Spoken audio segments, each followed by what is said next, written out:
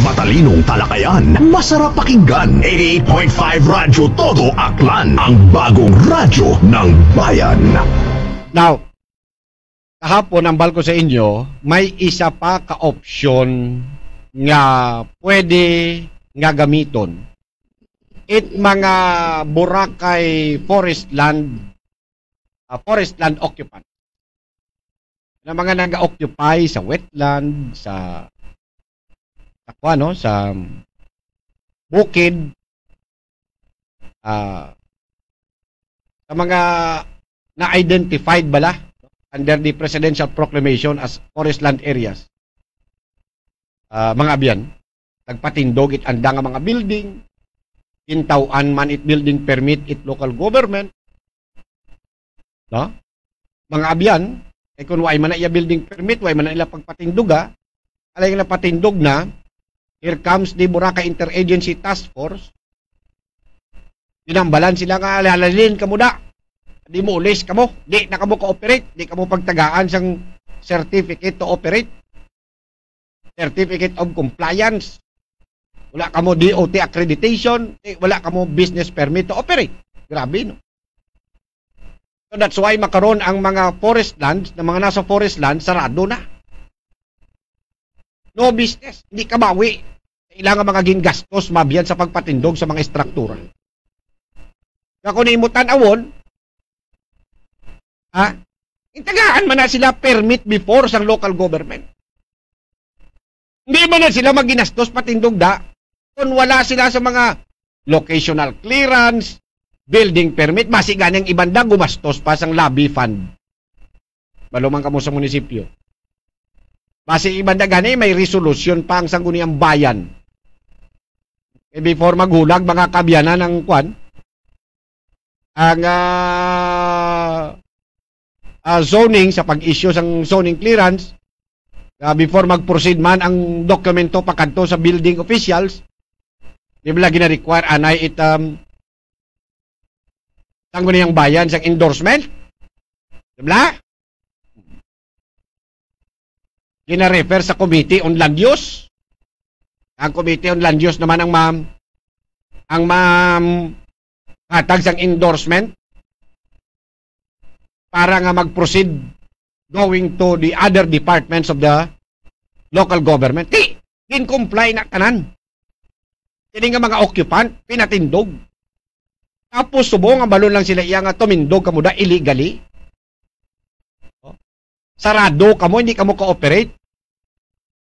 Ang balon ka pa nga i-demolish mo na, kay kung hindi mo pag i-demolish, kami ma-demolish at your expense.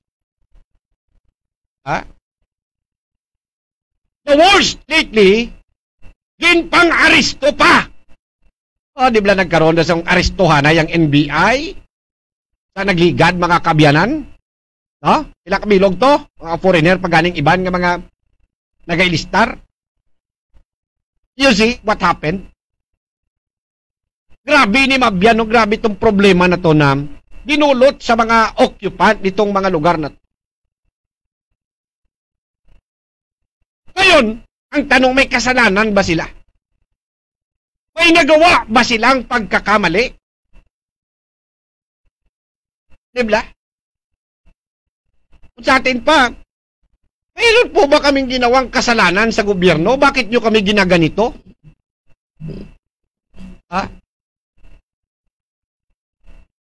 Binigyan nyo kami ng permit? Wala pa yung Presidential Proclamation 1064 na yan na nagka-classify ng mga land uses of Boracay.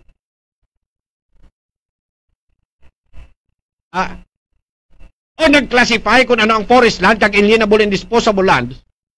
Nandito na kami, tapos ngayon, papalayasin nyo kami dito. And it's happening. Diba? The Boracay Interagency Task Force, as a regulatory body, mga kabyanan, amo ang ulag agod himuon ang ini nga mga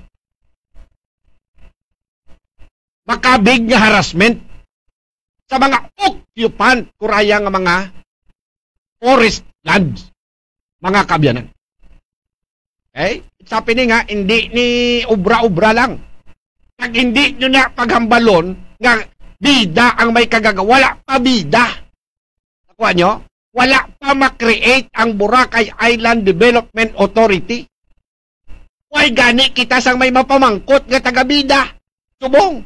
Ay wala pa mo. Sino pamangkoton mo nga bida? Kay why pa na. Ginaplano pa lang. Galutaw-lutaw pa lang na mga kabyanan to sa Congress. Diba? So, kung may mga nagkakatabo na sa inyo sa mga forest lands, that is not bida. That is the regulatory mandate being implemented by the Boracay Interagency Task Force. Because ang mandate ng task force to clean up, limpyuhon, kag ibalik ang tanan na nga naga-conform sa mga classifications of the existing laws and the Presidential Proclamation 1064. Why na yan nag-aisip ang task force? Kasi regulatory lang sila. Ang ilaya, implement na nila. Sinong hindi pwede de, dahaling ka mo de. Ang pwede, mo lang di. Why na sila nag-aisip? Kasi kung gubon ta ni sila, ano ning itsura sa lugar nga ni man? Na? Why na sila nag-aisip nga aman nga gubon ta ni sila kung pwede man ni sila nga maging ka-partner sa aton gobyerno para nga may income ang government, may income abi ang LGU or ang government nga magamit nga pundo kiti ara na sila da. Mga munabla. Why na sila nag-iisip ang ila ay task force pang wasakan yun ng mga wala nga ara, because they are a regulatory body. Kung gani hambal ko, amo na iya ang mandate kag ginaobra sa regulatory tapos gusto nila gusto sang LGU, gusto sang province, gusto pa na sang iban nga kung mag-create kuno sang bida, dapat kapareho lang kuno sang Boracay Interagency Task Force aragoy. Amo gani nang ginapanghindian sang iban nga style. Ang ginakabing nila yung harassment. Tapos gusto niyo amo managyapon? Ebla?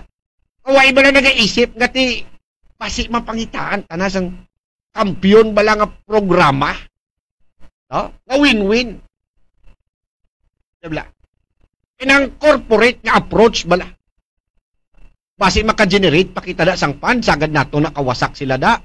Why not nga i-improve naton sila, ayuson ta sila, panamion. Mga munabla. Kundi lain mo ang regulatory mabyan hindi amon ang giniisip kundi ibalik ang bukid sa bukid. Ibalik ang wetland butangan tubig. Iwet sa liwat. Pariya kag-hosep. Latigo. Okay.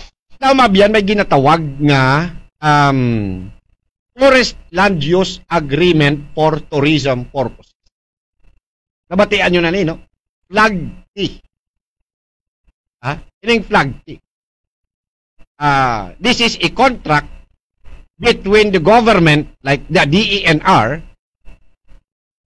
and a natural or juridical person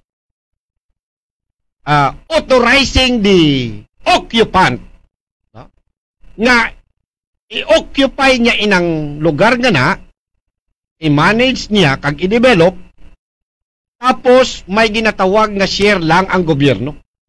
Government share, mga kabyanan.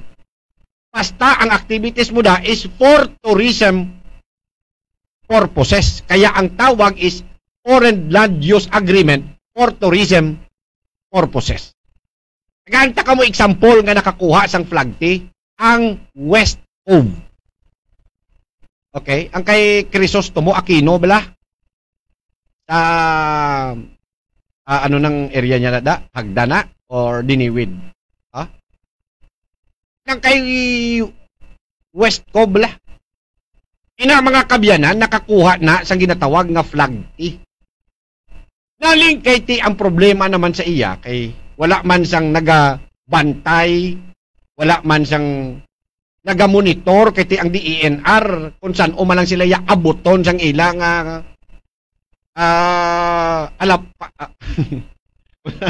kung saan na sila iabuton ang mong pagtabok nila kag magtanaw, mga abyan, si Crisostomo Aquino, according sa mga taga-task force dati, that lumampas siya sa lugar nga ginhatag sa iya nga area para nga gamiton i-develop for tourism purposes. No? Balo na itong mga bato bala, ginpambutangan niya na lang ito, ginpangputos niya ito sa mga simento, ginhagdan-hagdan and everything. Lumampas siya sa area na ginaprubahan for that contract. So, because of that, dinimulis ang bilog na West Cove. Dinimulis ang bilog na West Cove. Ano subong ang itsura sang West Cove? Nga dati mga kabyanan, ginakinadtuan na sa mga turista, one of the attraction sa Boracay kapinpakong sunset, mga abyan kag may mga events, kasal, kung ano pa. Subong, mga kabyanan, ang itsura niya, daw ruins ang Marawi. Daw inagyan sang gira sa Marawi. Latigo. Latigo. Okay. So, ang pamangkot sa iban, dapat gid bala nga himuon gid nga amo to. Anyway, ginamin ko is may ara iya nga flag T nga ginatawag. Ariyo, to confirm that, ari mabyan ang video nga gin-produce it DENR nga sa ilang nga pag-take over sa Boracay sang task force, may ara nga ginatawag nga flag T man nga gin-offer. Okay. Ari si now Regional Executive Director Sir Livido Duran, mga kabyanan. Pamatian ta.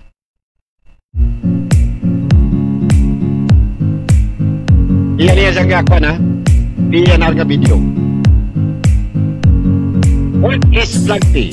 Actually, yung flag T natin is simple na tawag natin na Forest Land Agreement for Tourism Purposes. And this is provided under our Department Administrative Order 2004-08, no? Na ginagrant natin ito sa individual, corporations or associations who has the financial capability, no?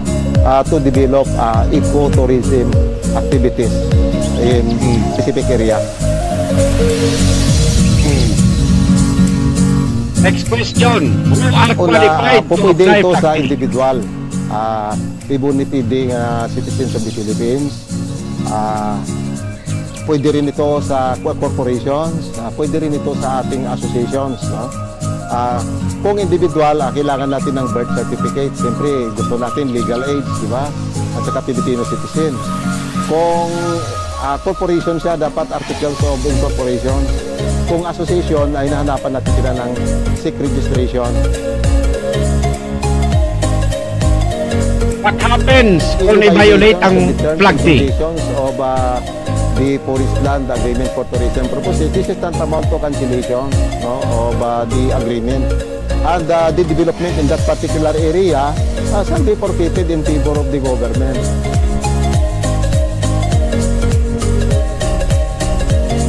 How many flag T ang mayara na sa Boracay? We have issued dalawang flag T.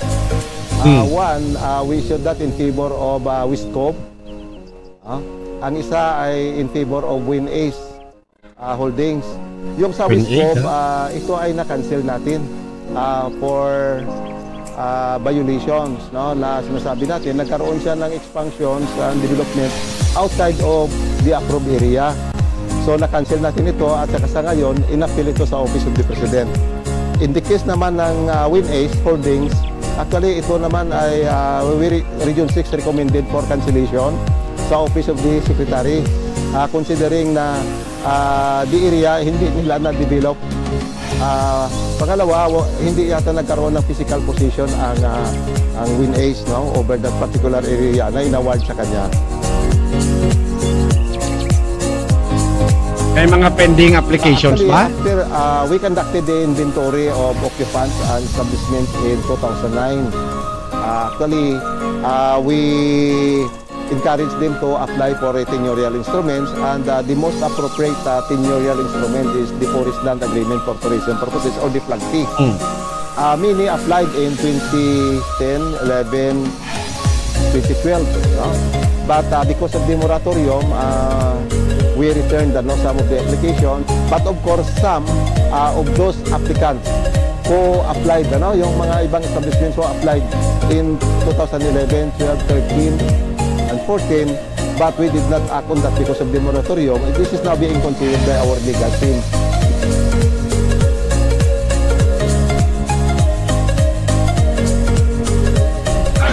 Tagapagtanggol ng mamamayan, Jonathan Cabrera, komentaristang walang kinikilingan.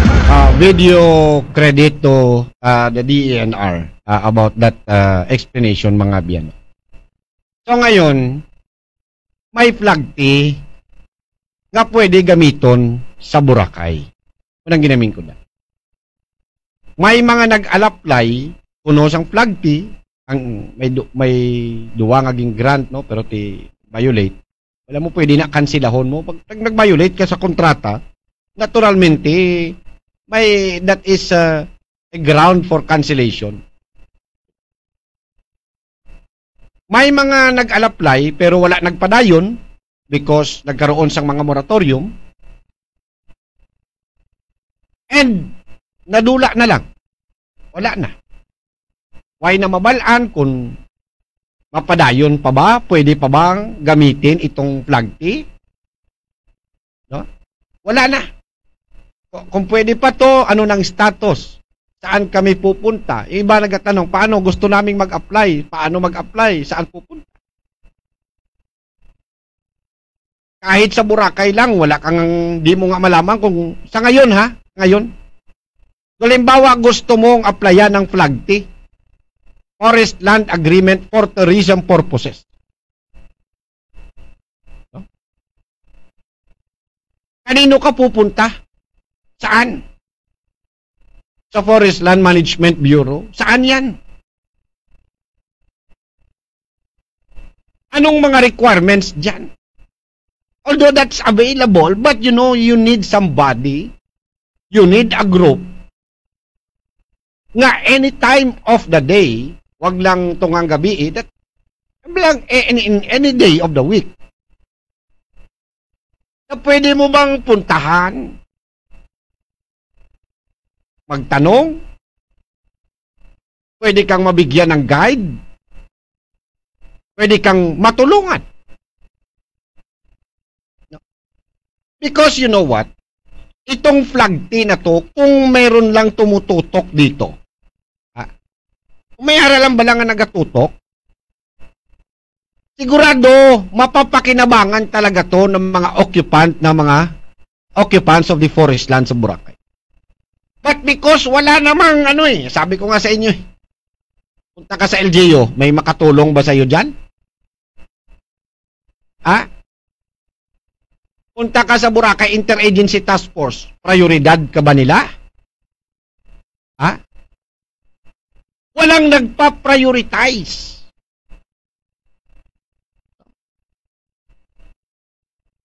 Wala. Punta ka sa barangay, may maikuan ba sa iyo ang barangay tungkol baka barangay gani mismo baka hindi nila I mean, that's not their priorities. Huh? That's not included to their priorities.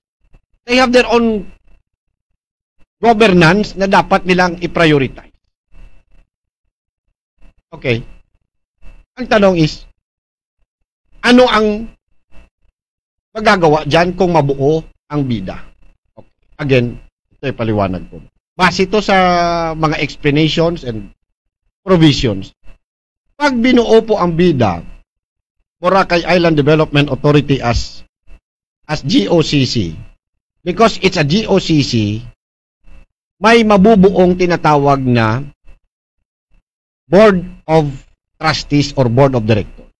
Itong Board of Directors, ang mga member nito, kasama po dyan ang DENR, DOT, DILG, DPWH, DTI, LGU Malay, LGU Province, at 3 seats for the private sector. Okay?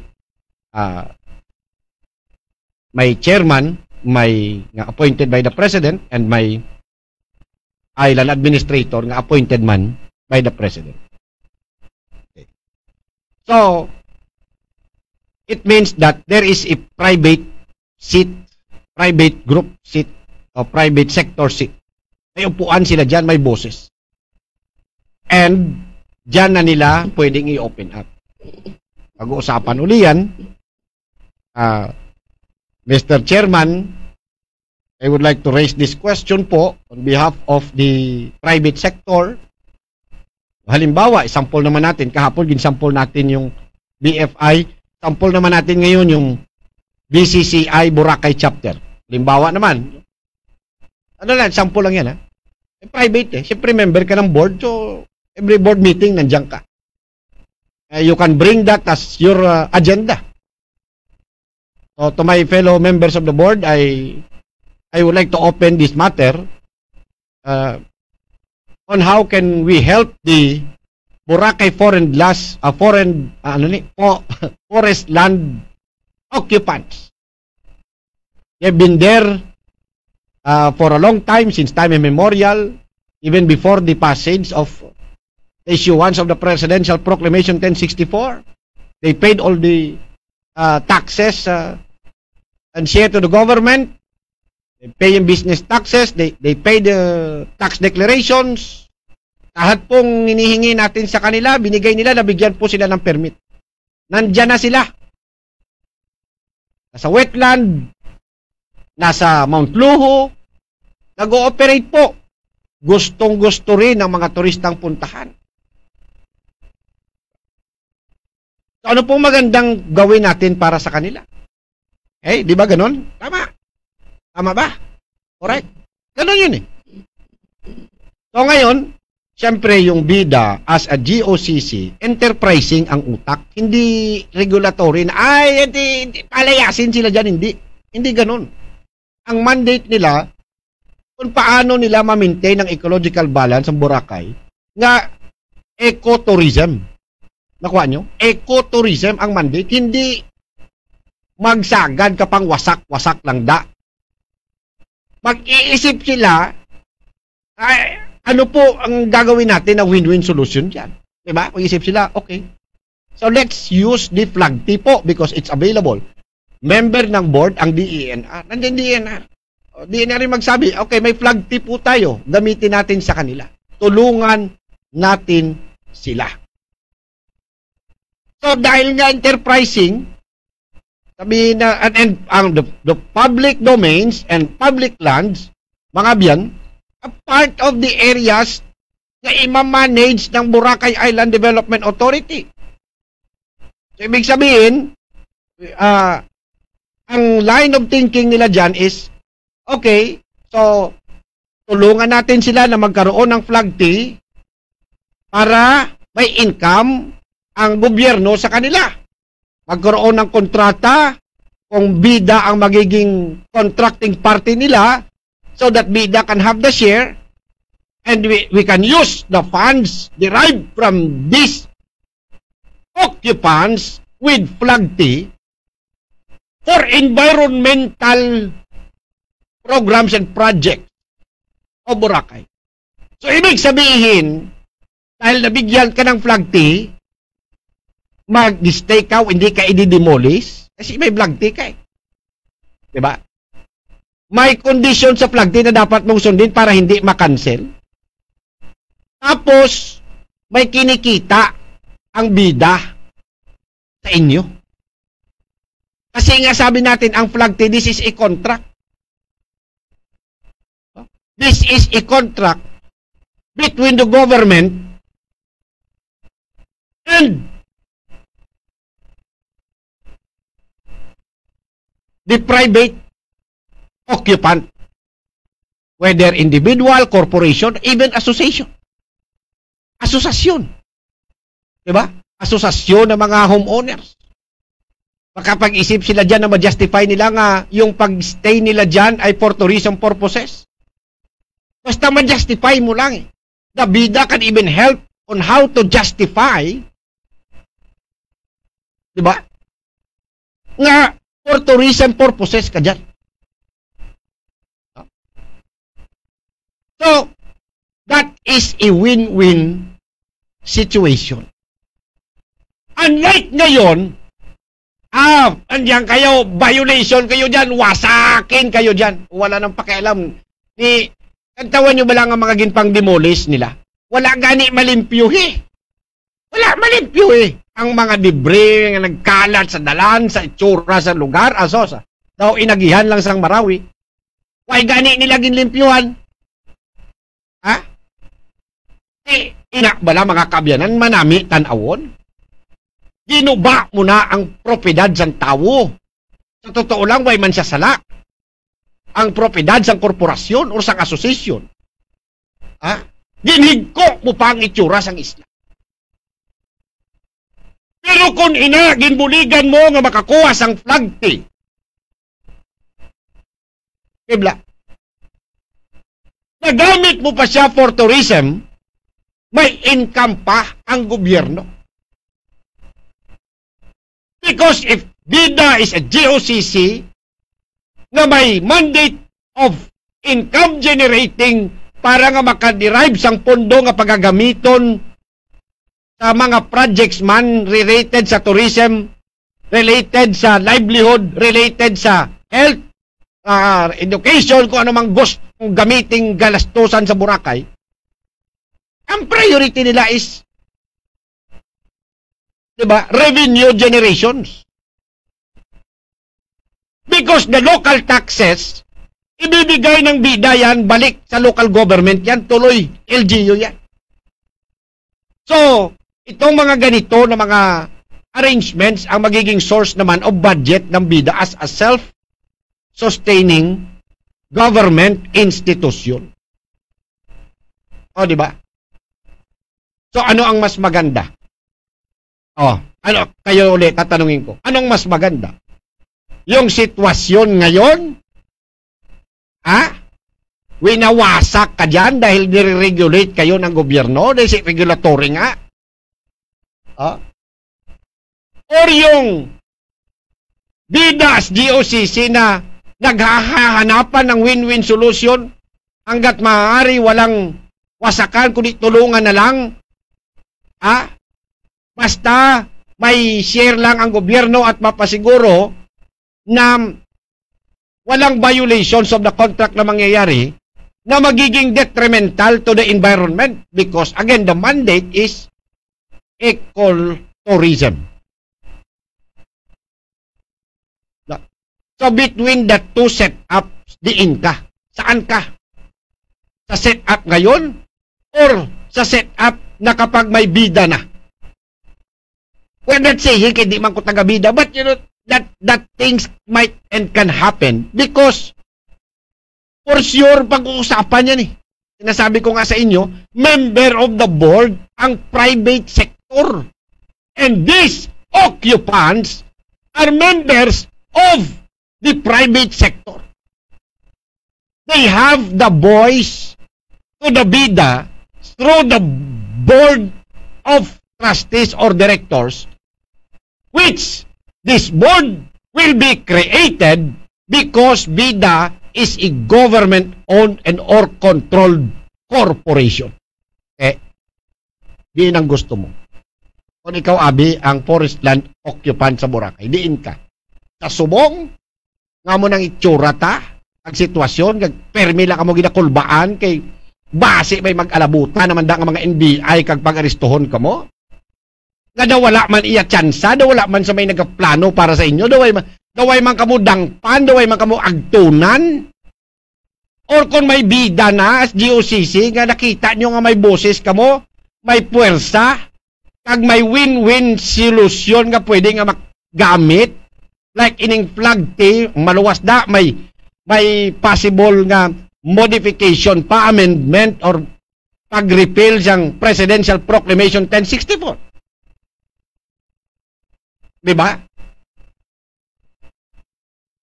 Siguro naman, mas maayo na lang kung may bida. At least may tsansa. May kasanag ka nga nakita. Sa dulo, sang madulom mo subong nga sitwasyon nga hindi mo maintindihan kung diin ka makadto, kung di mo alam kung saan ka pupunta. Hindi mo alam kung sinong lalapitan. Yung iba ay naatake na sa puso. sa nervyos.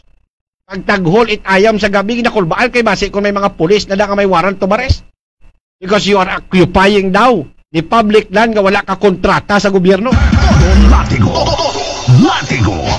Amo na mabyan ang ginamin nato. So why not give a chance for the creation of BIDA as GOCC? At hindi mo bigyan ng pagkakataon kung yan ang makakatulong sa mga problematic natin na mga tao, land occupant sa Boracay. Kasi sa kasulukuyan, wala namang nagbibigay ng solusyon sa kanilang mga problema. Walang nagawa ang LGU, walang nagawa ang Boracay Interagency Task Force.